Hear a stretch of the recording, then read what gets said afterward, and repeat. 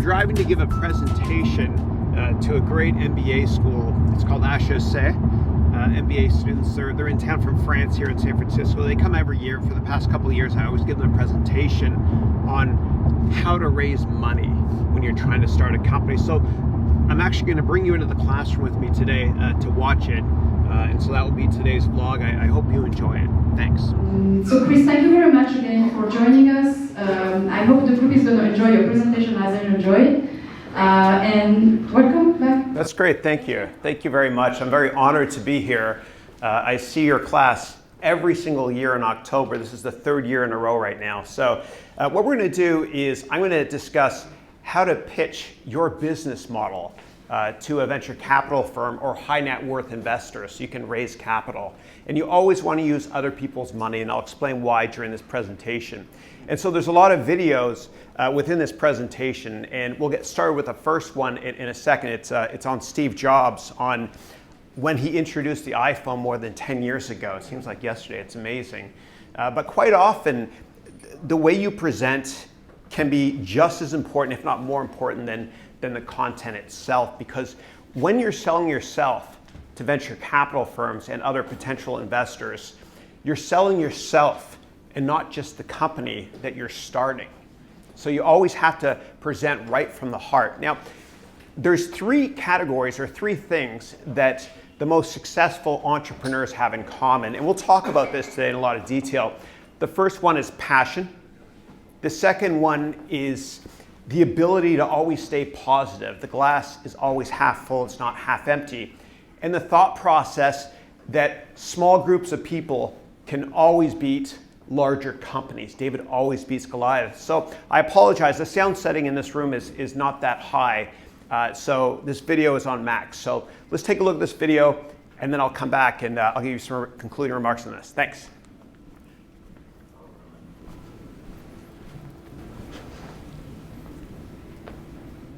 Today, we're introducing three revolutionary products of this class. The first one is a widescreen iPod with touch controls.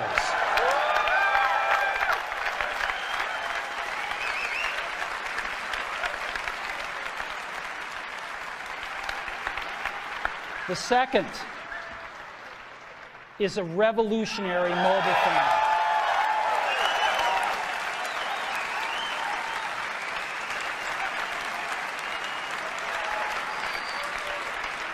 And the third is a breakthrough internet communications device. So, three things: a widescreen iPod with touch controls, a revolutionary mobile phone, and a breakthrough internet communications device. An iPod, a phone, and an internet communicator. An iPod, a phone. Are you getting it? These are not three separate devices. This is one device. And we are calling it iPhone. Today, Apple is going to reinvent the phone.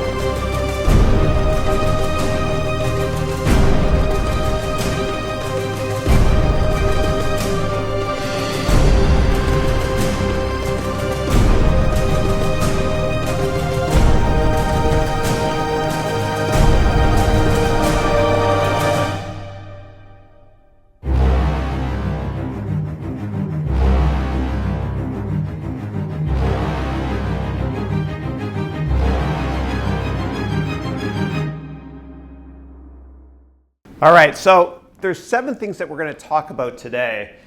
So part 1 of 7 is your delivery.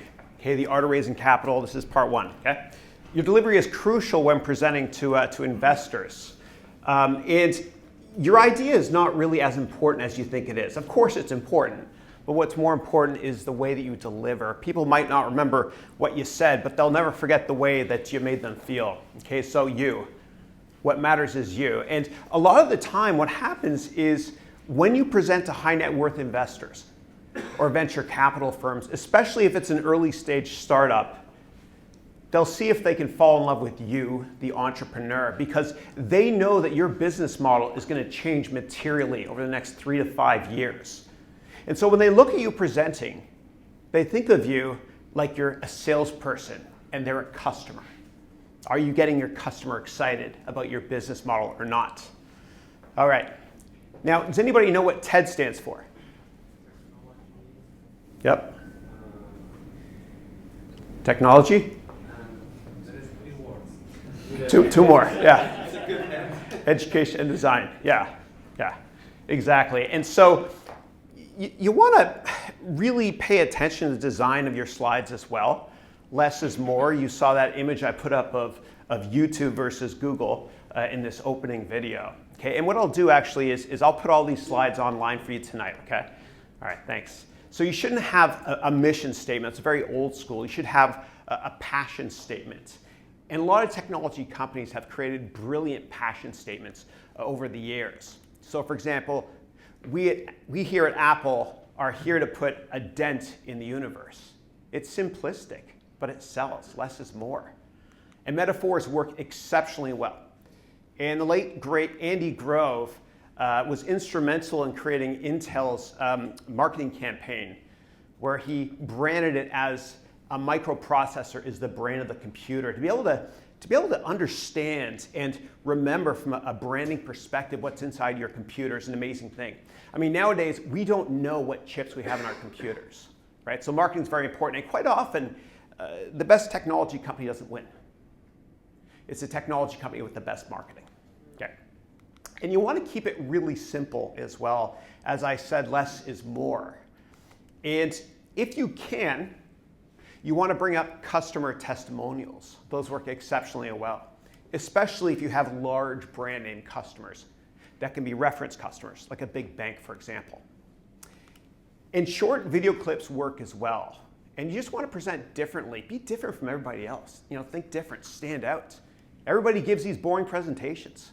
Try to jazz it up if you can with videos and have fun while you're doing it as well.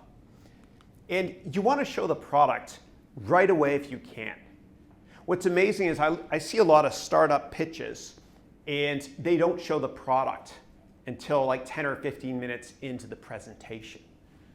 And if you've lost your audience or the venture capitalist or potential high net worth investor, in the first couple of minutes of presenting, it's over. It's over. I mean, they see hundreds and hundreds of pitches every single year. Yes? Can I just ask a quick question about that? What Sure. is the service that you're Well, explain the service as well. Like you can draw a process. So if you work for Accenture, you can actually just talk about the different departments, strategy, IT consulting, change management, that sort of thing. Yeah, it's a good question. So something. Yeah, something so they can visualize and understand it. Yeah. And actually, one of the there's this guy named Ruben Gruber, and he and I were up on the board of a part of McGill University, and he started a company called Sonos. And he's never failed in his life. And whenever I meet somebody successful, I always ask them, how'd you do it? That sort of thing, what'd you learn? And what he says is before he starts a company, he flies up from Boston, where he lives, to Montreal. And he has dinner with his 90-year-old mother, who doesn't know anything about technology. And if she doesn't understand the business model right away, he doesn't do it. He doesn't do it, yeah. Don't think that your investors really understand the underlying drivers of your product or your company. Right? You got to really simplify it.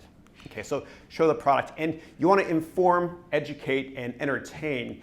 And Starbucks does a good job of this too. And so Starbucks, the CEO and founder, Howard Schultz, he said, it's not about coffee, it's about passion and an experience. Customer experience is important.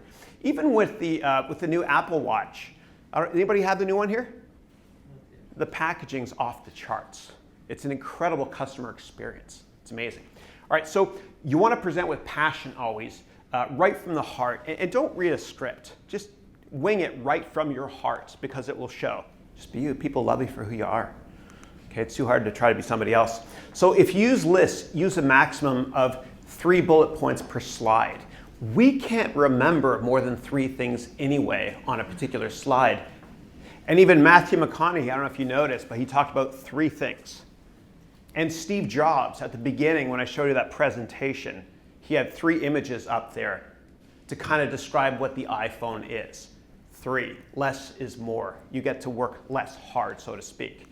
And just keep it really, really simple. Don't jam too much stuff, obviously, on the slide. This one is hysterical. If you get a chance to read it, maybe on the replay of the video, you can read it. It's pretty funny. This is a real one that I actually saw in one of the presentations I was given years ago. Oh my God, it's so boring. Look at that. It's information overload. So less is always more, not just in speech, but also when you give a bunch of slides. And I'm going to show you a short video, and I'm just getting shivers thinking about it. It was the late, great Ronald Reagan gave this speech in Berlin, and he went off script, and his scriptwriter was furious with him. But he changed the world through just using a couple of words. General Secretary Gorbachev, if you seek peace, if you seek prosperity for the Soviet Union and Eastern Europe, if you seek liberalization, come here to this gate. Mr. Gorbachev, open this gate.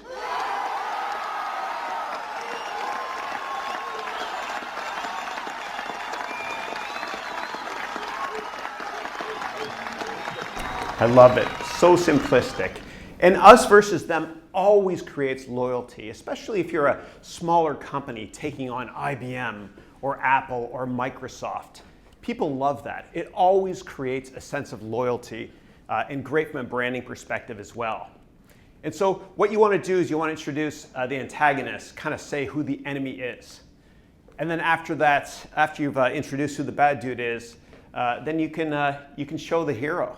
And it's a lot of fun to brand your advertisements like this as well. And so how many people here have read 1984? Okay. This is a beautiful commercial, very powerful. I'm about to show you. It was only aired one time back in 1984 during the Super Bowl. I hope you enjoy it. Today we celebrate the first glorious anniversary of the Information Purification Directives. We have created, for the first time in all history, a garden of pure ideology, where each worker may bloom, secure from the pests, obeying contradictory reports. Our unification as laws is more powerful a weapon than any fleet or army on earth. We are one people, with one will, one resolve, one cause. Our enemies shall talk themselves to death, and we will bury them with their own confusion. We shall prevail. On January 24th, Apple Computer will introduce Macintosh. And you'll see why 1984 won't be like 1984. So obviously Apple was the hero. Who was the enemy? That's right. Yeah. Yeah. A lot of people think it was Microsoft. Yeah. It's interesting, but I don't think Apple can do that today, right? Because Apple is, one of the biggest companies in the world today. It's amazing. And stories work exceptionally well. People love stories. And clarity is important as well. Slow it down if you can. And I want to show you a video from my favorite actress, and you'll see how incredibly well-spoken she is and the beauty of the clarity of her speech. It's a great honor for me to be here because we women really do look very hard at each other. Like, check my jacket.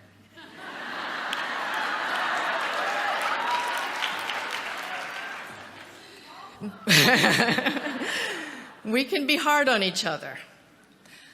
but we really look so deeply because we want inspiration. Here's what happens when I compare myself to Hillary Clinton, which every living American woman my age has done at one point or another, maybe too often, over the years. I find a lot of similarities. We're roughly the same age. We both have 2 brothers. Mine are annoying. We both grew up in middle-class homes with spirited, big-hearted mothers who encouraged us to do something valuable and interesting with our lives. We both went from public high schools to distinguished women's colleges. And we both called home collect from the dorm phone freshman year from those colleges saying, "I'm not as smart as the other girls here. I shouldn't be here." And both of our mothers said, "Don't be ridiculous. You're not a quitter." And we both went on to graduate school at Yale, which is where the 2 paths diverged in the wood. Where Hillary aimed her life and where it landed was evident very early on. While I was a cheerleader, she was the president of the student government. Where I was the lead in all 3 musicals, people who know her tell me she should never be encouraged to sing. Regardless, she has turned out to be the voice of her generation. I'm an actress, and she is the real deal.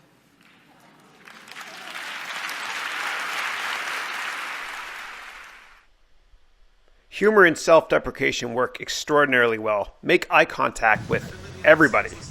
I've been living in Los Angeles for 2 years, and I've never been this cold in my life.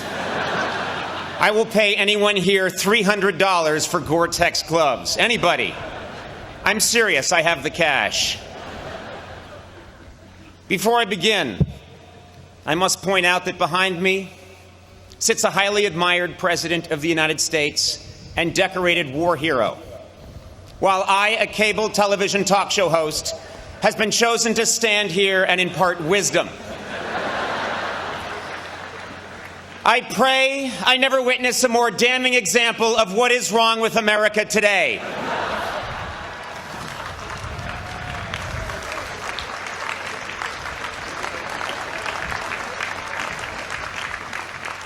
Graduates, faculty, parents, relatives, undergraduates, and old people that just come to these things. Good morning and congratulations to the Dartmouth class of 2011.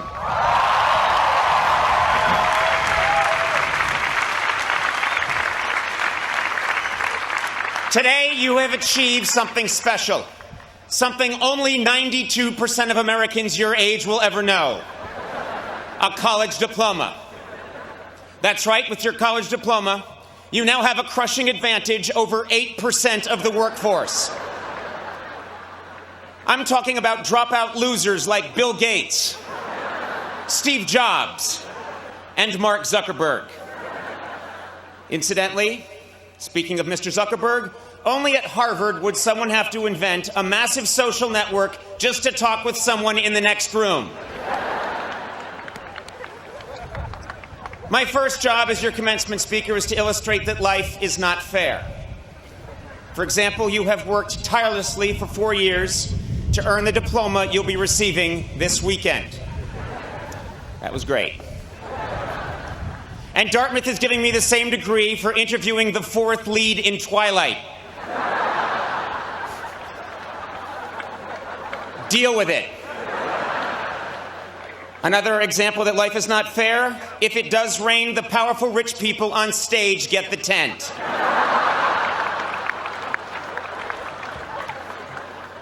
Deal with it. I would like to thank President Kim for inviting me here today.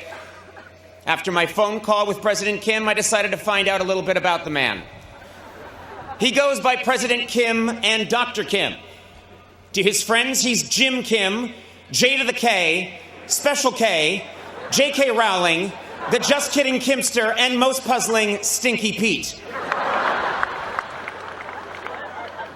He serves as the chair of the Department of Global Health and Social Medicine at Harvard Medical School, spearheaded a task force for the World Health Organization on global health initiatives, won a MacArthur Genius Grant, and was one of Time Magazine's 100 most influential people in 2006. Good God, man, what the hell are you compensating for? Seriously. We get it, you're smart. By the way, Dr. Kim, you were brought to Dartmouth to lead. And as a world-class anthropologist, you were also hired to figure out why each of these graduating students ran around a bonfire 111 times. But I thank you for inviting me here, Stinky Pete. And it is an honor. Though some of you may see me as a celebrity, you should know that I once sat where you sit. Literally. Late last night, I snuck out here and sat in every seat. I did it to prove a point. I'm not bright, and I have a lot of free time. But this is a wonderful occasion. It's great to be here in New Hampshire, where I am getting an honorary degree and all the legal fireworks I can fit in the trunk of my car. You know, New Hampshire's such a special place. When I arrived, I took a deep breath of this crisp New England air and thought, wow, I'm in this state that's next to the state where Ben & Jerry's ice cream is made.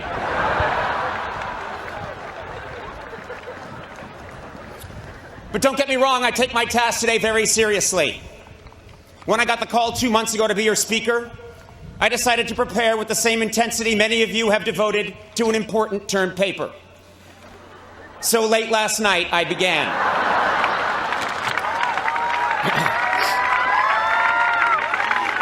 I drank 2 cans of Red Bull, snorted some Adderall, played a few hours of Call of Duty, and then opened my browser. I think Wikipedia put it best when they said Dartmouth College is a private Ivy League university in Hanover, New Hampshire, United States. Thank you and good luck. So continuous presentations should be less than 10 minutes.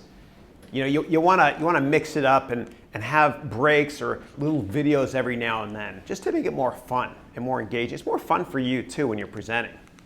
And you want to use very simplistic language. Always use simplistic language, like insanely great, which Apple used a lot.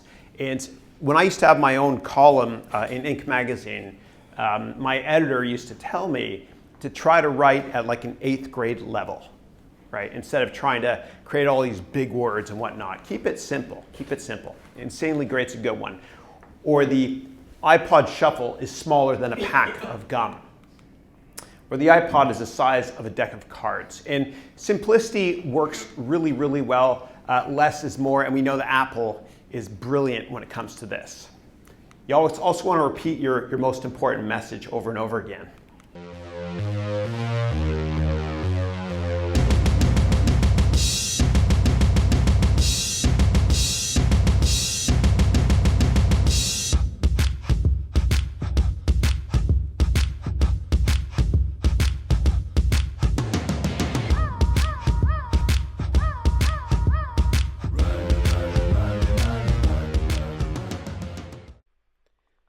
You want to be unique and as different as you can so you stand out from everybody else. Be as passionate as you can. Yes, I repeated this. Here's to the crazy ones, the misfits, the rebels, the troublemakers, the round pegs in the square holes, the ones who see things differently. They're not fond of rules, and they have no respect for the status quo. You can quote them, disagree with them, glorify or vilify them. About the only thing you can't do is ignore them, because they change things. They push the human race forward. While some may see them as the crazy ones, we see genius. Because the people who are crazy enough to think they can change the world are the ones who do.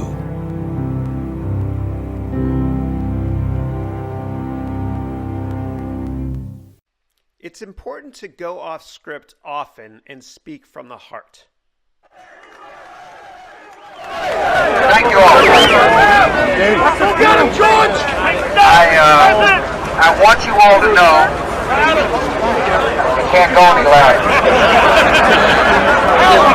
I want you all to know that America today is on bended knee in prayer for the people whose lives were lost here, for the workers who work here, for the families who mourn.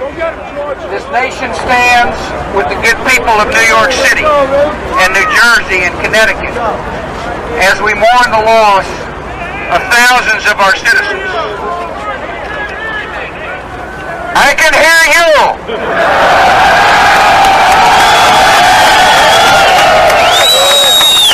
I can hear you, the rest of the world hears you, and the people who knock these buildings down will hear all of us soon.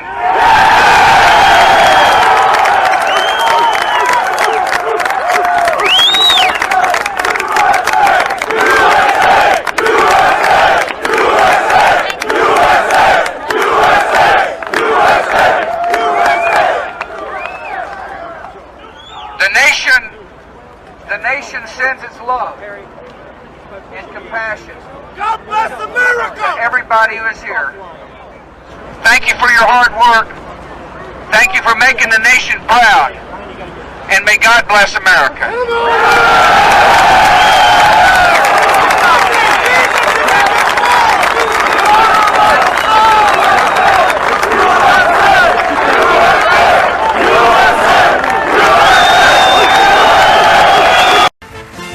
Ladies and gentlemen, please welcome Tom Cruise.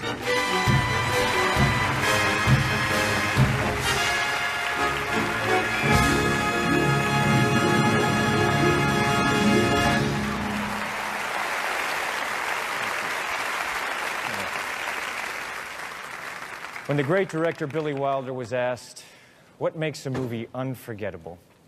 His answer was simple. A little bit of magic. We're all here tonight or sitting at home watching because something came off a movie screen. A little bit of magic touched our lives. And you always remember where you were, the theater, the popcorn, the people you were with when it happened. It was 1968. My family was living in Ottawa, Canada. The movie was Stanley Kubrick's 2001: A Space Odyssey. And I couldn't stop thinking about it. What is life? What is space? What is existence? I was 6 years old. And I knew right then and there, I wanted to be an astronaut. My family traveled a lot. The white-hot thrill of Jaws, that was Louisville, Kentucky. Senior year, New Jersey, Apocalypse Now. Valley Forge, Pennsylvania, Raging Bull. I knew I wanted to be an actor. In good times and poor times, movies were my lifesaver. And then last September came an event that would change us. An actor friend said to me, what are we doing? What are we doing? Is it important? Is it even important what I do? And what of a night like tonight? Should we celebrate the joy and magic that movies bring? Well, dare I say it, more than ever.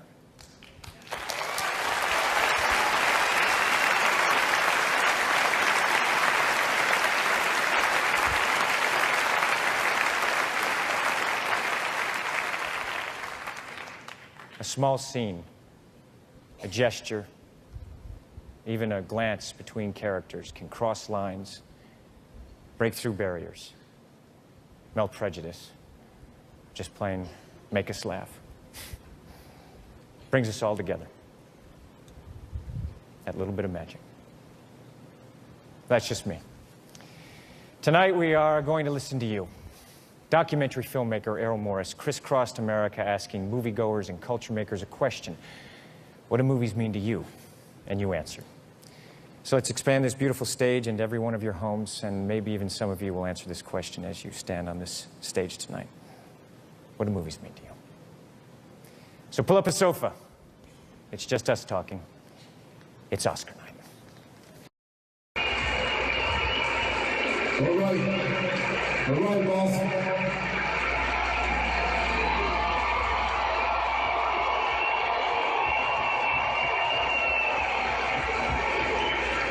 This jersey that we wear today, it doesn't say Red Sox. It says Boston. We want to thank you, Mayor Menino, Governor Patrick, the whole police department for the great job that they did this past week.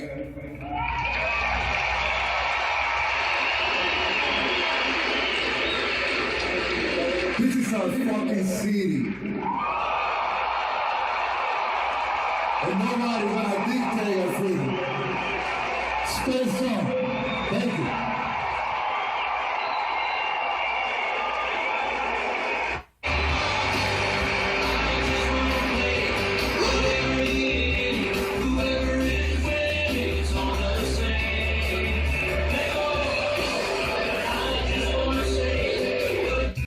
I love Big Papi. The FCC actually blessed what he said. Use your hands when you present. It adds a great effect as well. It helps you connect with your audience, make eye contact with as many people as you can, and just enjoy presenting. And use dramatic pauses as well. It adds superb effect. Be honest and sincere, and speak right from the heart. I can't say that enough. Practice as much as you can. There's a great book by Malcolm Gladwell called Outliers. Pause this part of the video if you want to see who those people are, but those people practiced 10,000 hours before they became exceptional at something. Jobs is part of this too. This is an early presentation of his before he practiced 10,000 hours. He had no experience presenting at this point in his career, so he had to practice, just like all of us. That'd be good. You need to tell me where the restroom is too, because I'm deathly ill actually and ready to throw up at any moment. So. Good. It's right across the hall. Great. I'm not joking. We're ready to go, gentlemen. New York's ready for a shot now. God. In summary, keep it simple, speak from the heart, practice, and watch experts on TV. My parents shared not only an improbable love, they shared an abiding faith in the possibilities of this nation. I stand here knowing that my story is part of the larger American story, that I owe a debt to all of those who came before me, and that in no other country on earth is my story even possible. Going into this speech, we've had 4 years of George Bush, and we felt as a country like we've grown further apart. 2004 was very much a divisive partisan race. Obama's speech is in some ways an antidote to that. Alongside our famous individualism, there's another ingredient in the American saga, a belief that we're all connected as one people. If there's a child on the south side of Chicago who can't read, that matters to me even if it's not my child. If there's a senior citizen somewhere who can't pay for their prescription drugs and having to choose between medicine and the rent, that makes my life poorer even if it's not my grandparent. It is that fundamental belief, I am my brother's keeper, I am my sister's keeper, that makes this country work. E pluribus unum, out of many, one. He gives a speech that presages his entire political message of 2008, which is this sort of post-partisan argument. Now, even as we speak, there are those who are preparing to divide us. The spin masters, the negative ad peddlers, who embrace the politics of anything goes. Well, I say to them tonight, there is not a liberal America and a conservative America. There is the United States of America. Obama was born with two great gifts. One is his mind, and the other is his ability to speak to large groups of people. There are three things that Obama does that really makes that speech effective. He wants concrete detail. He likes story. And he loves antithesis, the use of repetition in structure to show contrast. There is not a liberal America or a conservative America. There is one America. There is not a black America and a white America and Latino America and Asian America. There's the United States of America. The pundits like to slice and dice our country into red states and blue states, but I've got news for them too. We worship an awesome God in the blue states, and we don't like federal agents poking around in our libraries in the red states. We coach Little League in the blue states, and yes, we've got some gay friends in the red states. We are one people, all of us pledging allegiance to the Stars and Stripes, all of us defending the United States of America. The way he uses his hands, he actually points a lot and does a lot of this and a lot of this and a lot of that. In doing so, he gives off this sense of energy. I am new. I'm someone who is dynamic. And he doesn't do that so much anymore. He's a little more solemn and reserved when he gives speeches today, but I think it's more reflective of his office. In the end, that's what this election is about. Do we participate in a politics of cynicism, or do we participate in a politics of hope? It's the hope of slaves sitting around a fire singing freedom songs. The hope of immigrants setting out for distant shores. The hope of a young naval lieutenant bravely patrolling the Mekong Delta. The hope of a mill worker's son who dares to defy the odds. The hope of a skinny kid with a funny name who believes that America has a place for him too. Hope in the face of difficulty. Hope in the face of uncertainty. The audacity of hope. His appearance at that convention, which was the best speech of the convention, better than John Kerry's, was electrifying, and without it, he wouldn't be president. I think sincerity means a lot. There are people who, when they speak the truth as they see it, and they're very effective doing that. I believe this country will reclaim its promise, and out of this long political darkness, a brighter day will come. Thank you very much, everybody. God bless you.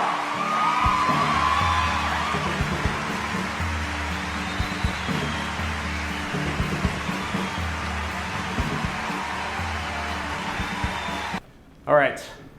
I'm not telling you if I'm a Democrat or Republican, okay? All right, so we finished part one. Now we're going to talk about investors investing in you and not in your ideas, okay? So ideas are commodities, but execution is not. And the jockey is always much more important than the horse. And when you meet with potential investors, they're going to judge you more so than your idea initially. These are real scenes from a venture capitalist interviewing a guy about to give him money. I've got some business idea that I just want to tell you about, and I'll be a fool if... Very quickly. What is the most popular thing in the world? Music. No. Tell me. Ice cream. Okay. Everyone has it. And what is the problem with ice cream? I have no idea. It drips. Okay. So my idea is what? To make a drip-proof ice cream. No. Oh, that's a fucking brilliant idea, this. All right, whatever. You ain't going to come out with that, though. No, I promise you I won't. Well, my idea is to come out with just like these ice cream gloves that make the ice cream not go on your hands and make it all well sticky. And also keep your hands warm when you is eating the ice cream. Okay. Is you win or is you win? Okay, well, it sounds like a good idea, and I hope you make a lot of money. Good luck, folks. It's been nice seeing you. You take care of yourself, okay? Well, is you going to be in on that? Well, it sounds like an interesting... We've got like P. Diddy is going to be in it. Good.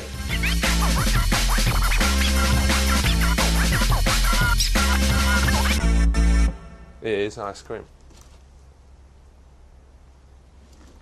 Do you want me to eat this? No. No, okay. What's my idea? Lay it on me.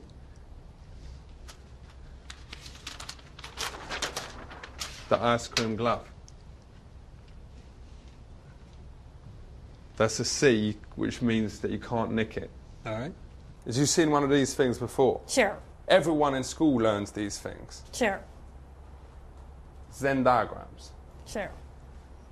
People who like ice cream. People who has hands. Sure. What's this section here? That's our target market, isn't it? Okay. We did an intranet search for ice cream. We come back with 6,121 result. We did an intranet search for the gloves. How much results did we get?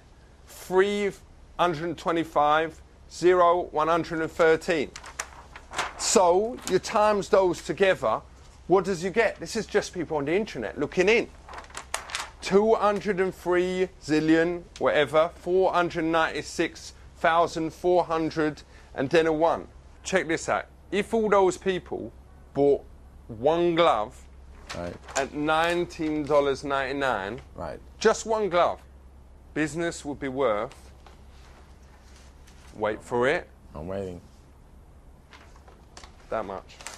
That is such a big number, I couldn't fit it that way. That in English, 34.6 million billion dollars. This may be the worst idea I've ever heard. I actually don't dislike the idea. Safe, respect. Yeah, but I don't dislike the idea. You could use it, it's not, there's something to it. This is not going to happen. I've got another business idea. Okay, what is that? What's this? That is a skateboard. No, it is a toothbrush. No. Don't be... Okay, good. What is it? Grow up, brain. What is it? We'll tell you what it is. Oh. It's a hoverboard.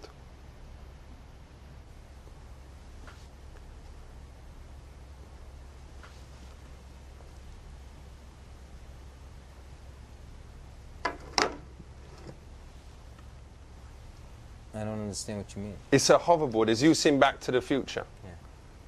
As you've seen the bit where they jump on the board and it flies around. Yeah. It's in the future. Yeah. That film must have been about 10 years ago. No one has even thought about making that thing. Mm-hmm. But it doesn't do that. It doesn't do it yet. That's where you lot come in. You come up with the science. We don't do that. This is nothing.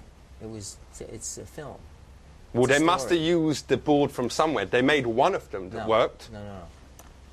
So how did he jump on it and fly all around until all the chasers then? It's called special effects. How do they do anything in a movie? Good luck. You gonna put on the glove before you shake my hand?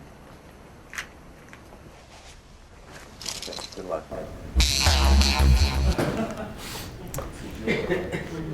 All right, so now we're going to talk about the content. Hold on, let me go back a slide here. Yeah, content and the structure of your presentation slides, okay? All right, so as I mentioned before, 3 bullet points per slide if you can. But you're going to have 3 pitches always, okay? You're going to have a 30-second pitch, a 5-minute pitch, and a 30-minute pitch. What's the most important one? That's right, the 30-second pitch. Yeah, and make sure it's very simplistic, okay? Very, very easy to understand as well. Talk about what's different about your product, obviously. Be passionate. You want to speak right from the heart. Show the product, as I mentioned before. And you want to keep it simple. And also, you want to be interesting as well. And sell it in a different way, okay, so that they can remember you. And so, of course, be able to talk about the competition and the market.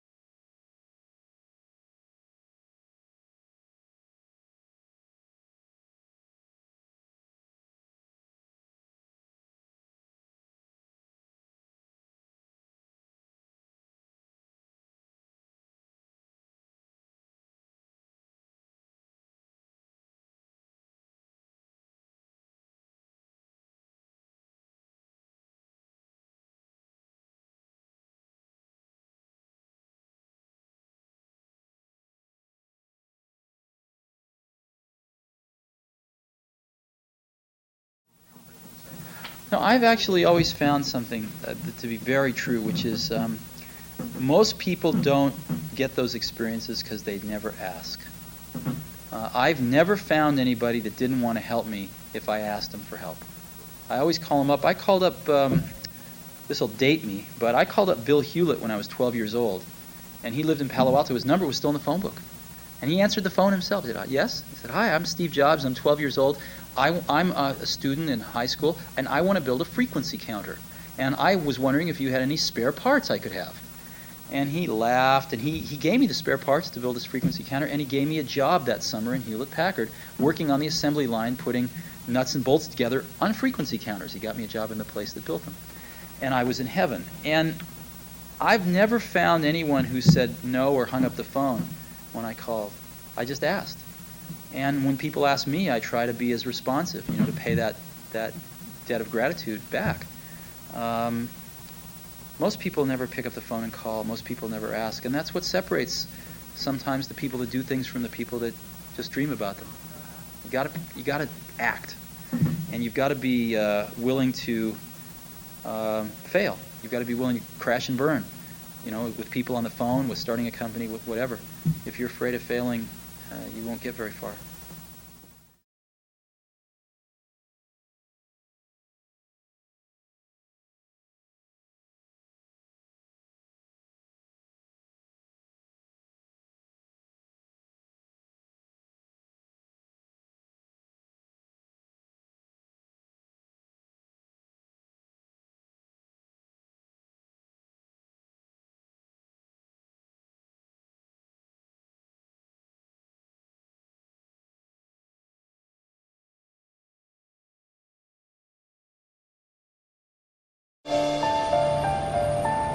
When you grow up, you tend to get told that the world is the way it is, and your life is just to live your life inside the world, try not to bash into the walls too much, try to have a nice family life, have fun, save a little money.